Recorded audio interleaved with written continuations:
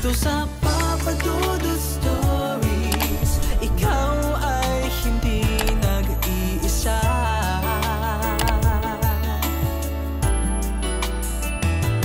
Dito sa Papa Dudut Stories, may nagmamahal sa'yo.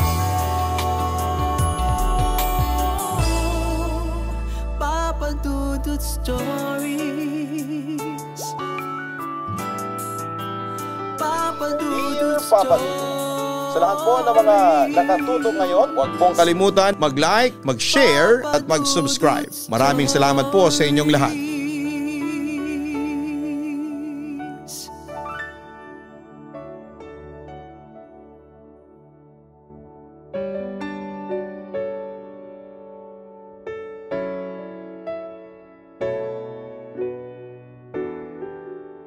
Isang pinagpalang gabi sa inyong lahat, lalo na sa mga taga-pakinig ninyo na walang sawang nakasubaybay sa iyong YouTube channel.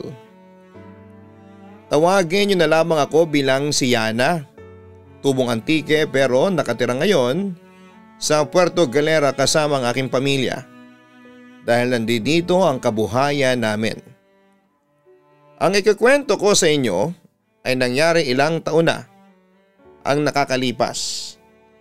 Noong naninirahan pa kami sa Antique. Alam ko na may ilan sa inyo ang hindi maniniwala sa kwento ko. Dahil ang topic natin ay tungkol sa naging experience ng pamilya namin sa aswang. Papa Dudut, ako yung tipo ng batang babae na boyish noon. At sa hirap ng buhay namin ay talagang mapipilitan kaming gumawa ng mga gawaing panlalaki tulad ng pangingisda. Oo, bata pa lamang ako ay sumasama ako kina Papa at Kuya Inton para mangisda sa dagat. Hindi ko alintana ang pagod. Siguro dahil nabiyayaan din ako ng kakaibang lakas na wala sa mga pangkaraniwang babae.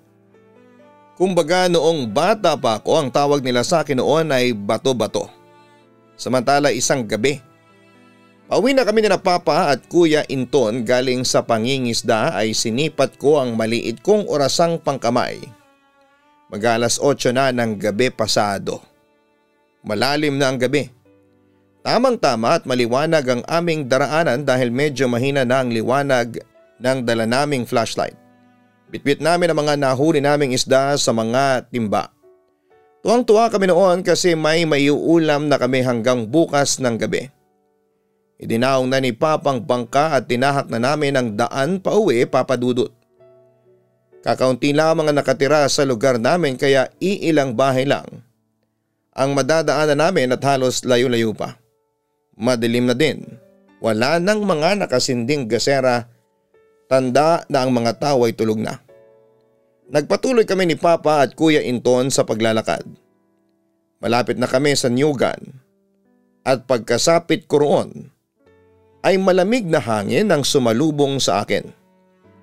Pilit ko mang itago ang kakaibang kilabot. Ngunit napakahirap. Napansin ko din na medyo kinilabutan si Kuya Inton at nagsimula akong sumipol. Si Papa naman ay parang kinakabahan na rin ng mga sandaling yon. Ewan ba namin? Matagal na kaming nangingisda at halos minsan nga ay madaling araw na kami umuwi. Ngayon pa ba kami matatakot? Malapit na kami sa hangganan ng Nyugan at tatawid na kami ng kalsada. Eto na nga. Nakarinig kami ng tiktik. Mahina pero alam namin na hindi ito nalalayo kung saan kami nakapwesto. Napatingin ako noon kay Papa. Alam ko na kasi ang ibig sabihin noon. Kapag mahina ang tiktik, may aswang sa malapit. Huwag kang magpakita ng takot, Yana. Yan ang gustong-gusto ng mga aswang, ang sabi ni Papa sa akin. Pagkatapos noon ay nilabas nito ang itak na nakasabit sa kanyang tagiliran at nagpatuloy lamang kami sa paglalakad. Hindi nagtagal, humuni ulit ang tiktik ng napakahina. At pagkalipas lamang ng ilang segundo ay narinig namin ang pagaspas ng pakpak ng malaking ibon o paniki. Ayoko magpakita ng takot, mas binilisan namin ng konti ang paglalakad. Umuni ulit siya sa pangatlong pagkakataon. Alam ko na anumang oras ay pwede na kaming atakihin. Sa puntong yon ay sinigawan ni Papa yung nilalang na sumusunod sa amin. "Hoy, subukan mo lang na lumapit sa amin ay gagawin ka naming pulutan," aniya.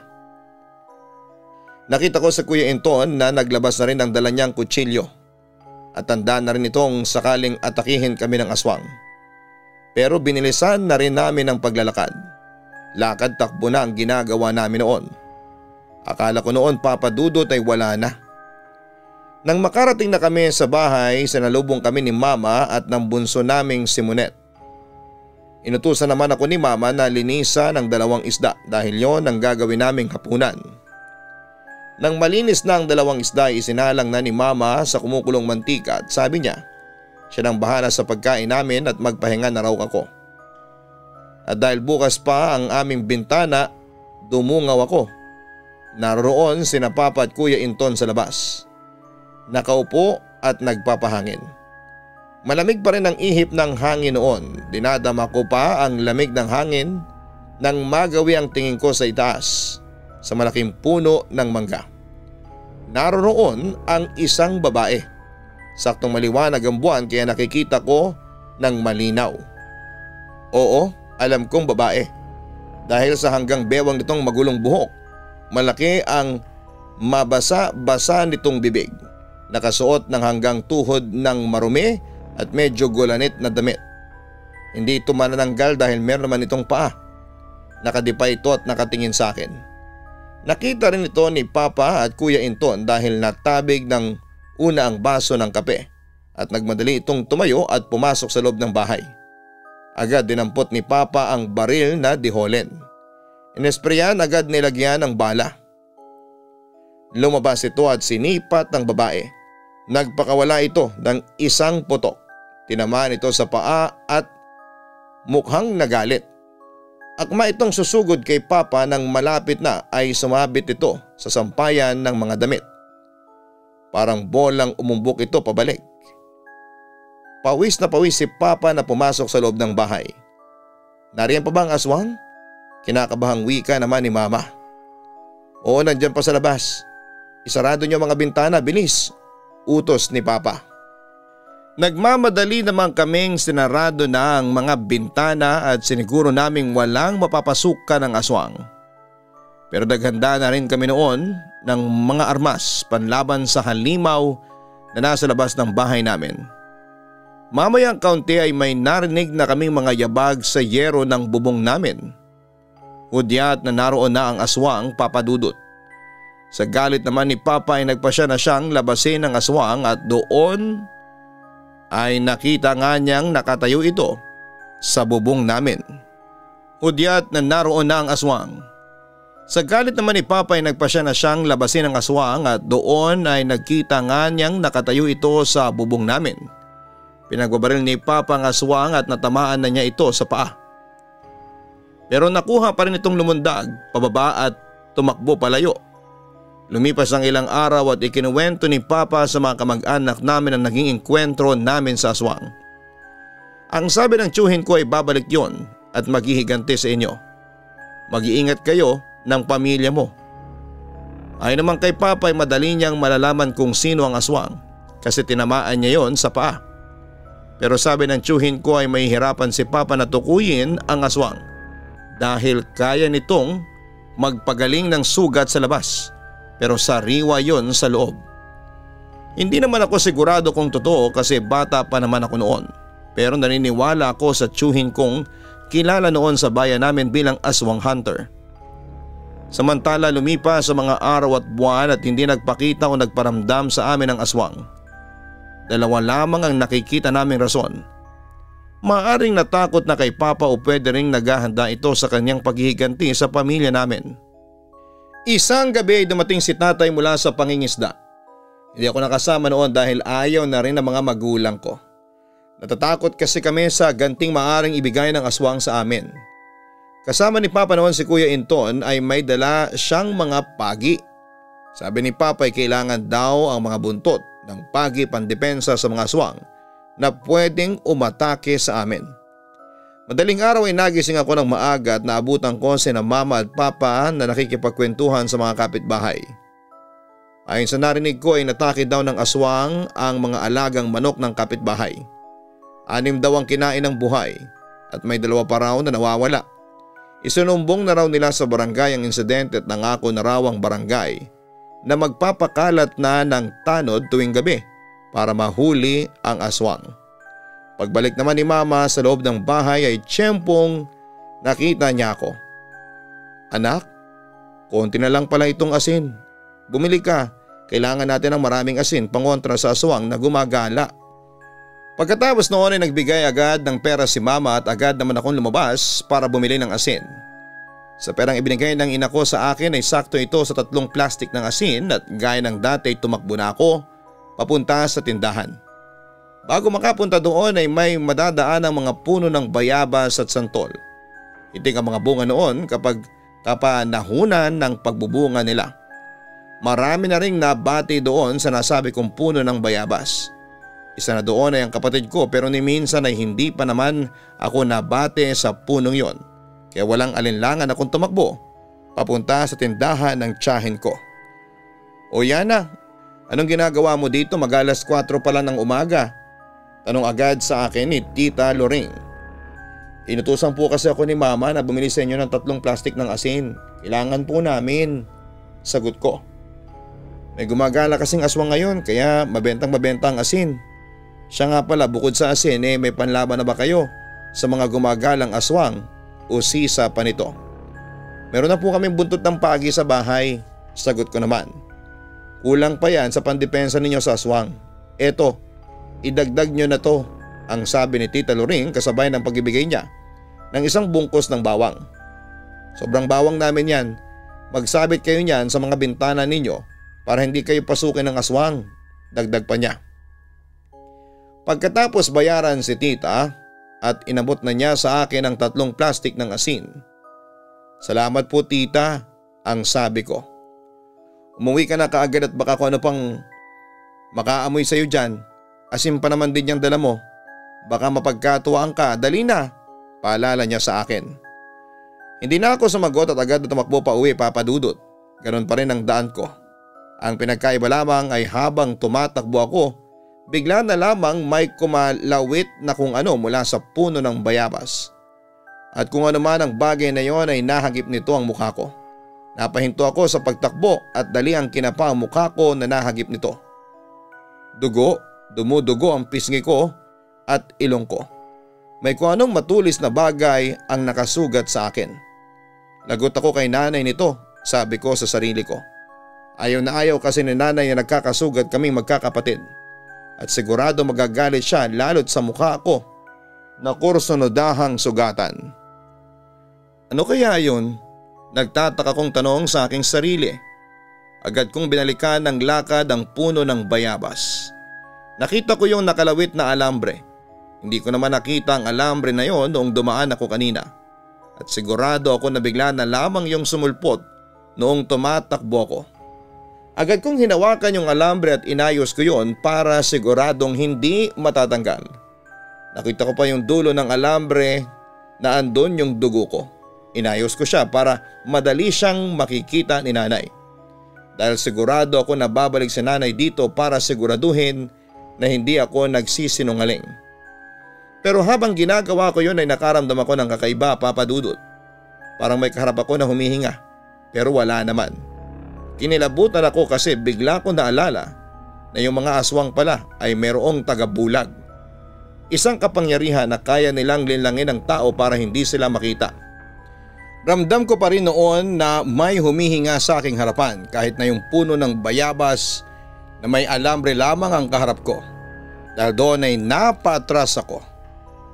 Loko ka ha? Lagot ka sa nanay ko. Pagbabanta ko. Matapos noon ay agad akong tumakbo pa uwi, Papa Dudut. Nay, ito na po yung asin. May binigay na ekstrang bawang si Tita Loring. Sabi ko sabay abot ng asin at bawang. Salamat anak. Halika at iabot mo dito. Malansa na kasi ang kamay ko, ang sabi pa ni mama. Nung inabot ko na kay nanay yung asin ay agad niyang napansin yung pagtakip ko ng palad ko sa mukha ko. Tanggalin mo nga yan, anong tinatago mo dyan? Utos niya sa akin. Nung tinanggal ko yung kamay ko ay agad na nagalit si nanay. Nung nakita niyang may mahaba akong sugat mula sa buto ng ilong ko hanggang sa kanang pisngi ko. Buti nga't hindi nahagip yung mata ko. Anong nangyari dyan? Sinong gumawa niyan? Galit na wika ng mama ko. Yung puno ng bayabas po. Tumatakbo po ako pa uwi nang bigla na lamang may sumulpot na alambre na nakalawit po. Paliwanag ko naman. Agad namang tumayo si nanay at kinuha ang itak at buntot ng pagi. Sinamahan niya ako doon sa puno ng bayabas. Napatingin naman ako sa orasan namin. Mag-aalas 5 na ng umaga noon. Asan yung alambre? Tanong niya sa akin nang makarating kami sa lokasyon ng puno ng bayabas. Takanta man ako ay sumagot pa rin ako. Wala na kasi yung alambre na kanina lamang ay nandun. Andyan lang yung kanina, Nay. Inayos ko pa nga. Inikot ko sa puno para hindi matanggal. Tapos nilawit ko yung dulo na may dugo ko pa nga. Hindi po ako nagsisinungaling. Paliwanag ko. Ayon, biglang nag-alboroto si mama at galit na nagmura. Lumabas ka dito. Magpakita ka sa akin. Matapos mong saktan ng anak ko, biglang magtatago ka? Lumabas ka para malatayan ko rin yung mukha mong hayop ka. Wika pa nito. Pinagpapalo ni nanay ng buntot pagi yung puno. Pagkatapos nun ay winasiwas niya ang itak niya sa mga sanga ng puno ng bayabas. Subukan mong ulitin pang kantiin ng mga anak ko. Sisiguraduhin kong hindi na isisilang ang susunod na lahi mo. Pagbabanta pa nito. Matapos noon ay umuwi na rin kami. Galit na galit si mama noon kaya matapos niyang linisan at gamutin ang sugad ko. Ayon, pinaghahasa niya mga kutsilyo at itak sa bahay. Imagine kanong oras maririnig mo yung paghahasa niya. Tapos pinaliguan ng asin yung mga isda. Naglagay din siya ng asin sa gilid ng bintana, sa gilid ng ate ko. Nang makita naman ni Papa ang sugat ko ay agad niyang sinabi na hindi raw yun alambre, kundi kagagawan daw yun ng aswang. At ipinaliwanag niya sa akin yung tungkol sa tagabulag. Ikinuwento ko rin noon kay Papa na habang naroon ako sa puno ng bayabas ay may naramdaman akong humihinga sa harapan ko. May katabi bang bahay o kalapit na bahay yung puno ng bayabas? Tanong ni Papa sa akin. Samantala si Mama naman ang sumagot. Oo, malapit yung puno ng bayabas sa bahay nung bagong lipat na babae sa lugar natin, si Elsa. Aniya. Hindi kaya si Elsa ang aswang? Biglang sabi pa ni Papa.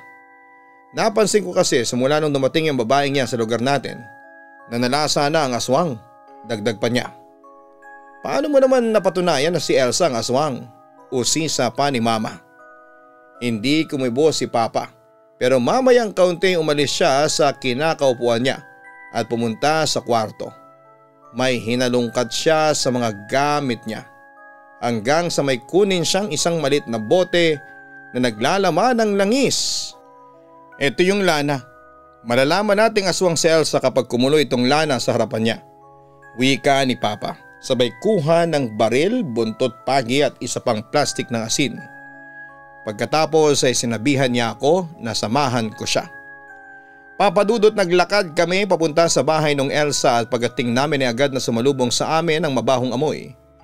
At malamig na simoy ng hangin pero hindi yun nagpatigil sa amin para kumprontahin ang hinihinalang aswang. Hindi nagtagal ay lumabas nga si Elsa sa pintuan.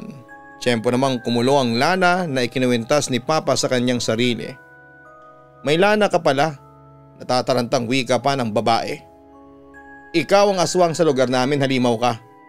Tingnan mo ang ginawa mo sa anak ko. Galit na wika ni Papa kay Elsa. Anong kinalaman ko dyan? Huwag kang mamintang. Galit na sagot pa ni Elsa. Aswang ka. Hindi kukulo ang lana kung isa kang mortal na tao. Giit pa ni Papa.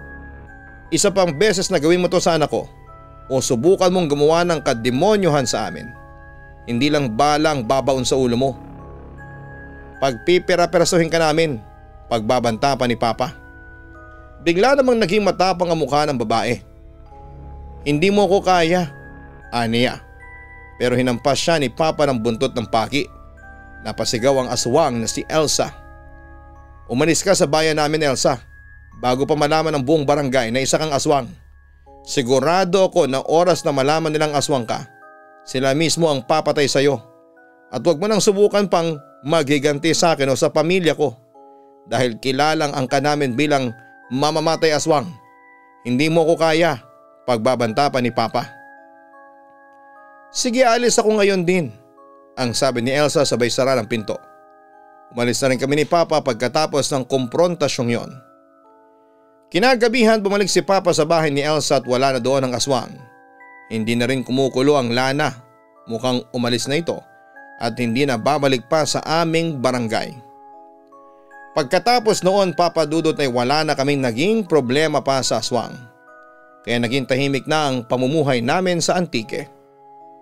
Yun nga lang, makalipas ang ilang taon ay lumipad na kami sa Puerto Galera dahil doon na kami nagtatrabaho ni Kuya Inton sa isang malaking resort bilang security at housekeeping personnel.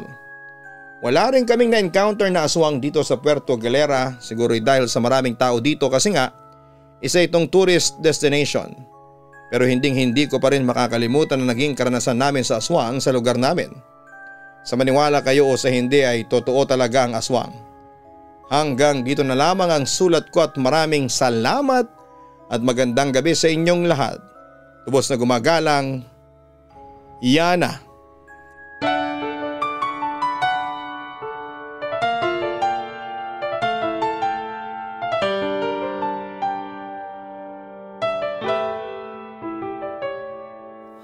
Ang buhay ay mahiwaga, laging may lungkot at saya. Sa Papa Dudut Stories, laging may karamay ka.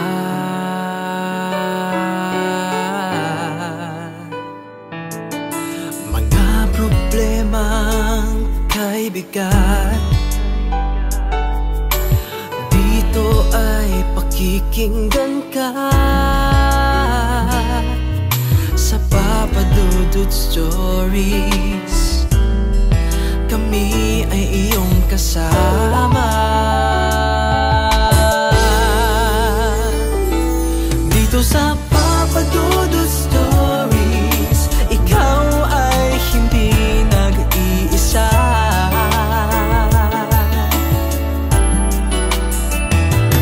Dito sa Papa Dudut Stories, may nagmamahal sa'yo. Papa Dudut Stories, Papa Dudut Stories,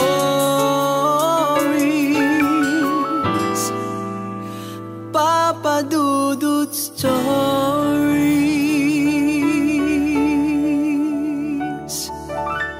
Hello mga ka-online, ako po ang inyong si Papa Dudut. Huwag kalimutan na mag-like, mag-share at mag-subscribe. Pindutin ang notification bell para mas maraming video ang mapanood ninyo.